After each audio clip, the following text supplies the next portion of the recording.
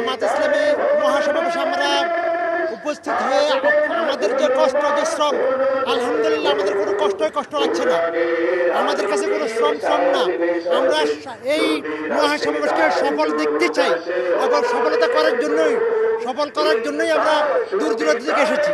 সুতরাং আলহামদুলিল্লাহ আমাদের মহাসমাবেশ সফল করার জন্য আমাদের আপামর জনতা একসাথে আমরা সবাই ঢাকাতে গমন করছি ইনশাআল্লাহ। আমাদের দাবি হলো আমাদের 1 কোটি প্রবাসী তাদের ভোটার করতে হবে, পিআর পদ্ধতিতে ভোট চালু করতে হবে এবং আমাদের জুলাই সনদ বাস্তবায়ন করতে হবে। প্রত্যেক যার ভোট সে দেওয়া নিশ্চিত করতে হবে। প্লেইং ফিল্ড নিশ্চিত করতে হবে। যতক্ষণ পর্যন্ত না আমাদের এই দাবি বাস্তবায়ন না হবে ততক্ষণ পর্যন্ত আমরা আমাদের আন্দোলন চালিয়ে যাব।